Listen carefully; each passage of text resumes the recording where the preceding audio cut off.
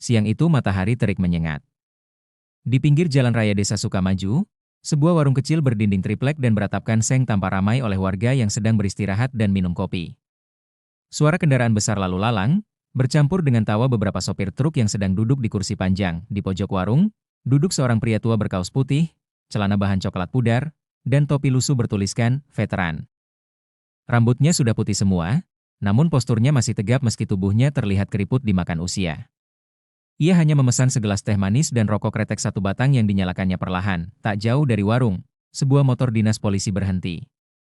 Dua pria berpakaian dinas polisi turun, salah satunya berseragam lengkap dan satunya hanya memakai jaket kulit bertuliskan, polisi, di punggung.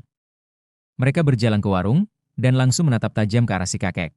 "Pak, itu motor tua di depan warung punya siapa?" Tanya polisi berseragam sambil menunjuk ke motor Vespa tua berplat hitam yang diparkir sembarangan. "Saya yang punya," jawab si kakek tenang tanpa mengangkat kepala.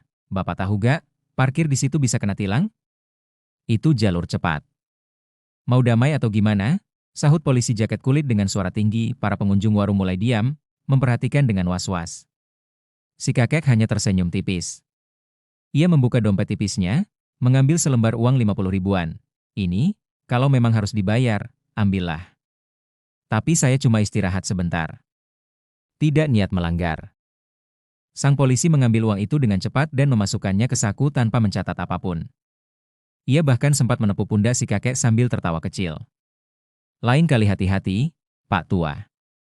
Jangan sampai kami bawa ke kantor." Namun, senyum si kakek tiba-tiba berubah datar. Ia mengeluarkan sesuatu dari saku celananya, sebuah kartu identitas lama yang sudah buram tapi masih jelas terbaca.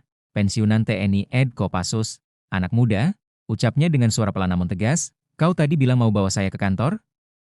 Aku sudah puluhan tahun keluar masuk markas tentara, dan anak sepertimu belum tentu lolos latihan dasar." Kedua polisi itu terdiam. Warung mendadak hening. Para sopir truk saling pandang. Salah satu dari mereka, yang ternyata juga mantan TNI, langsung berdiri. "Wah, Pak Doni toh ini. Lama gak ketemu, Pak. Bapak yang dulu jadi instruktur saya di Batu Jajar kan?" Si kakek, yang ternyata bernama Doni, hanya mengangguk.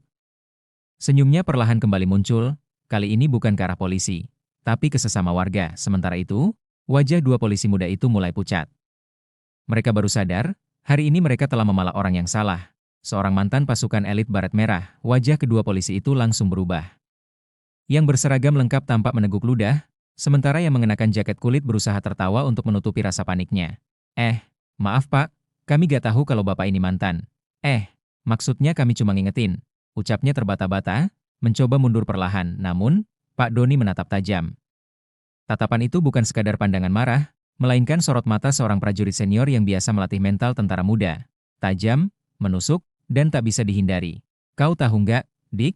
ucap Pak Doni tenang, "kalau saya mau, tinggal saya telepon 1-2 orang, dan kalian berdua bisa dijemput siang ini juga." Salah satu sopir truk berdiri dan mengambil ponselnya. "Kalau Bapak izinkan, saya rekam dari awal tadi. Biar bisa viral sekalian. Biar tahu atasan mereka kelakuan anak buahnya di lapangan." "Jangan. Jangan direkam, Mas, jangan disebarin." Polisi berseragam langsung panik, melangkah maju seolah hendak merebut ponsel sang sopir. Tapi sopir lain langsung ikut berdiri, membentuk barisan perlindungan di depan Pak Doni. Suasana berubah tegang. Warga mulai berdatangan, melihat keributan kecil yang tak biasa di warung sederhana itu. Beberapa ibu-ibu pasar yang lewat pun ikut berhenti. Penasaran, Pak Doni lalu berdiri. Meski sudah sepuh, tubuhnya masih tegak. Ia melangkah mendekat ke arah kedua polisi itu, lalu menepuk dada jaket sang polisi muda. "Bukan soal uangnya, Dik. Tapi soal mentalmu. Kamu pakai seragam negara, kamu digaji pakai uang rakyat. Tapi kelakuanmu kayak preman. Kalau saya orang biasa yang gak bisa ngomong, mungkin kamu udah ambil uang saya, nyuruh saya pergi, dan anggap selesai." Polisi berbadan besar itu mulai menunduk. Tangan kirinya menggenggam helm, tangan kanan meremas-remas kunci motor dinas. Saya minta maaf, Pak," lirihnya, namun Pak Doni menggeleng. "Maaf itu bukan ke saya. Minta maaf ke rakyat. Ke warga yang selama ini kalian tekan karena kalian kira mereka gak berdaya. Tapi kalian salah. Negeri ini gak kekurangan orang berani. Cuma kalian terlalu sering merasa jadi yang paling berkuasa." Tiba-tiba terdengar suara seseorang dari kerumunan, "Rekamin aja terus, Mas. Ini bukti penting. Biar kita tunjukin ke Polres." Para warga pun mulai ramai. Beberapa mengangkat ponsel, merekam dari berbagai sudut. Situasi yang awalnya hanya tilang damai, kini berubah jadi tontonan massal. Dan bisa jadi bukti pelanggaran serius. Tak sampai 1 jam setelah kejadian itu, video berdurasi 2 menit 37 detik dari warung pinggir jalan itu mulai menyebar di media sosial.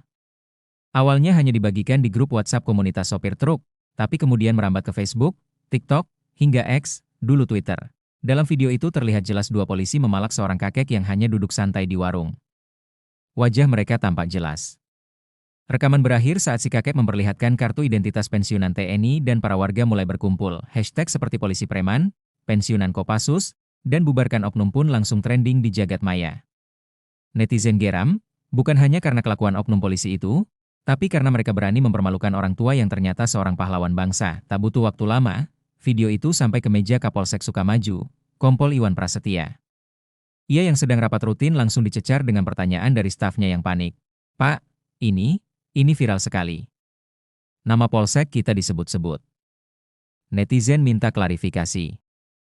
Kompol Iwan membuka video itu di tablet, dan wajahnya langsung memucat ketika melihat dengan jelas 2 anggotanya.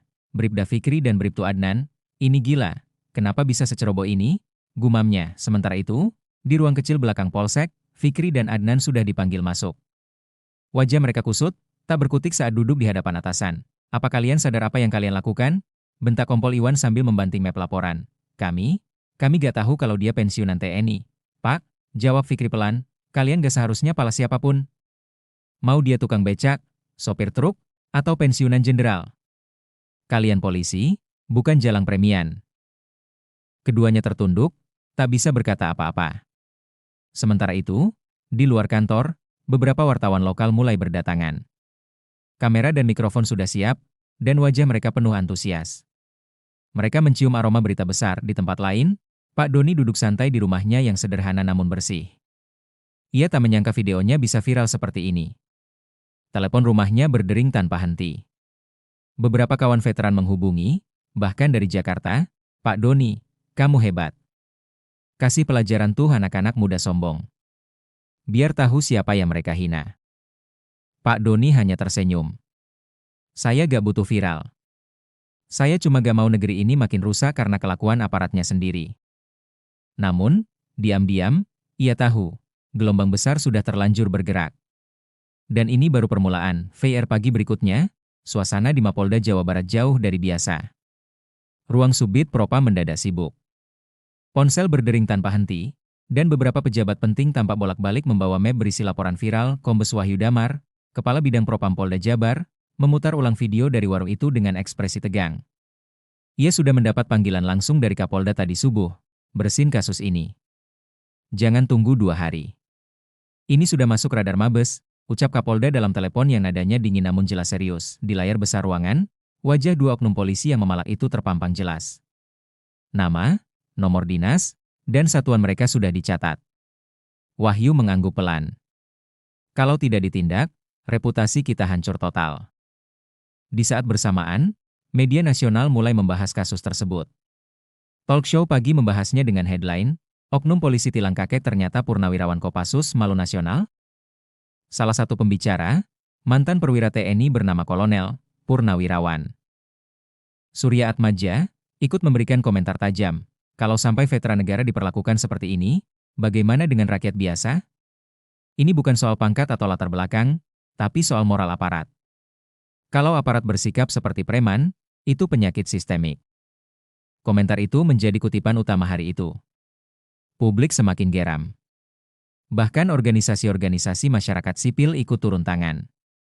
Tagar reformasi Polri sekarang dan hapus preman berseragam mulai digaungkan. Sementara itu, di Polsek Sukamaju, suasana mencekam.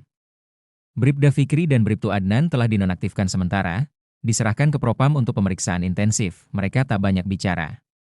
Di ruang tahanan sementara, Fikri hanya duduk diam sambil menutup wajah dengan kedua tangan.